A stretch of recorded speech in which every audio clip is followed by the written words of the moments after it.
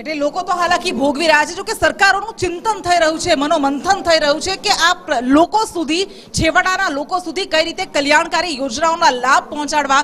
લોકો તો ભરે ધક્કા વલખા મારી જ રહ્યા છે, પરંતુ ચિંતન શિબિર 11મી ચિંતન શિબિરનું અત્યારે ગીર સોમનાથમાં આયોજન કરવામાં આવ્યું છે અને તેના માટે મુખ્યમંત્રી, મંત્રીઓ અને અધિકારીઓ સૌ કોઈ પહોંચી રહ્યા છે અને અહીંયા મનોમંથન કરાશે, ચર્ચા કરવામાં આવશે કે કઈ યોજનાઓ કેવી રીતે એવી રીતે ઘડવી કે જેના કારણે લોકો સુધી પહોંચી શકે, લોકોને હેરાન ન થવું પડે. નુપુર, બિલકુલ, પણ લોકો હેરાન થઈ રહ્યા છે એ પણ હકીકત છે. ચિંતન શિબિરની અંદર રાજ્યની કાયદો વ્યવસ્થા ઉપર ચિંતન કરવામાં આવે, જેમાં સર્વજન સુખાય સર્વજન હિતાયની આપણે વાત કરી, એ જ પ્રમાણે એની અહીંયા આગળ ચિંતન થવી જરૂરી છે. ચિંતન કરતા પણ હવે તો પરિસ્થિતિ રાજ્યમાં એ છે કે ચિંતન કરતા ચિંતા કરવાની વધારે જરૂરિયાત આવી ગઈ છે. એટલે આશા રાખીએ કે ભલે જનતા અત્યારે લાઇનમાં ઊભી છે, નેતાઓ, મંત્રીઓ, અધિકારીઓ બાય ફ્લાઇટ કેશોદ પહોંચી રહ્યા છે અને કેશોદથી લક્ઝરી બસમાં, વોલ્વોમાં સોમનાથ જઈ રહ્યા છે. પણ ત્યાં પહોંચીને પણ પછી ભલે એ પહોંચે ગમે તે રીતે, જનતા એક બાજુ હેરાન થતી હોય પણ ત્યાં પહોંચી અને ચિંતન અને ચિંતા બંને કરે ખૂબ જરૂરી છે. રાકેશ લાઈવ જોડાયા છે ગીર સોમનાથથી મારી સાથે.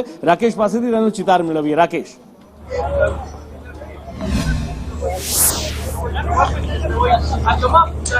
નુપુર, ચોક્કસથી રાજ્યના મુખ્યમંત્રી અને જે મંત્રીમંડળ અને આખી જે સરકારના મુખ્ય અધિકારીઓ છે, સોમનાથના અરબી સમુદ્ર તટે બેસીને રાજ્યના વિકાસ માટેની ચિંતા કરવા જઈ રહ્યા છે.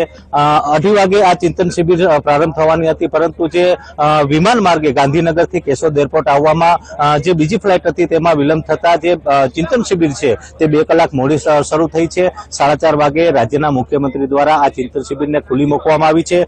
રાજ્યમાં રોજગારીની તકો, ગ્રામ્ય સ્તરે આવક વૃદ્ધિ, સરકારી યોજનામાં સર્ક્યુલેશન એપ્રોચ, પ્રવાસ વિકાસમાં જિલ્લાઓ અને સ્થાનિક સ્વરાજની સંસ્થાનું યોગદાન સહિતના મુદ્દાઓ પર ચિંતન મનન થનાર છે. ત્યારે 3 દિવસ સુધી ચાલનારી આ ચિંતન શિબિરનો શું નિષ્કર્ષ આવે છે, આગામી સમયમાં રાજ્યના વિકાસમાં કેવી અસર પડે છે, તે તો આવનારો સમય જ કહેશે. પરંતુ હાલ તો સોમનાથ મહાદેવના સાનિધ્યમાં રાજ્ય સરકારની 11મી ચિંતન શિબિરનો શુભારંભ થઈ ચૂક્યો.